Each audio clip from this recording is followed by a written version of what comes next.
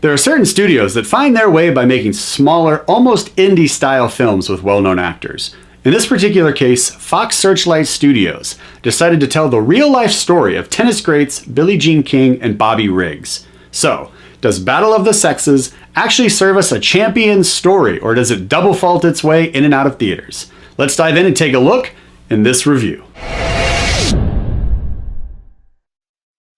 First, let's go ahead and take a look at the cast of the film, because I thought the cast of this film was rather diverse. Not diverse in the sense of, everybody coming from different backgrounds, but diverse in the sense that I don't normally see these particular actors coming together on screen, be it theater or television. It was nice to see Natalie Morales come in and play a very important, dominant role in this film, because I did enjoy her character in the hit TV show Parks and Rec. Also, Sarah Silverman coming in to play this older, chain-smoking, business manager Jewish lady was a lot of fun to see, and I thought she actually played that role very well. Outside of that though, I wasn't really wowed by any of the performances in this film, because I got from the actors what I expected the actors to give me. That being said, the acting was one of the more enjoyable aspects of this film, even though again, I wasn't particularly wowed. But I wasn't wowed because I expected great performances, and that's what was delivered to me. Every single person in this film actually gave me something a little different, and Bill Pullman especially, playing his character, was very, very believable. You could see it on his face. He might have been the most believable character in the film for me, because everything that he was going through internally, because he was always trying to be the consummate gentleman, even though during this time frame, he was still a male chauvinist. So I got a lot out of his character, not from what he said, but from the looks he gave and the emotional performance that he delivered on. The overall story I wasn't that familiar with, despite its notoriety and its fame.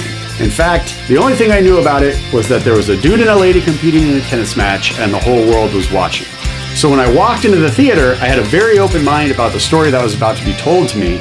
And curiously, the story that was advertised was not the one that was given to me. So once the credits started rolling, I did feel a bit misled, because like I said, even though I walked in with an open mind, I walked in with an open mind about a sports movie. And unfortunately, sports is just kind of peppered throughout.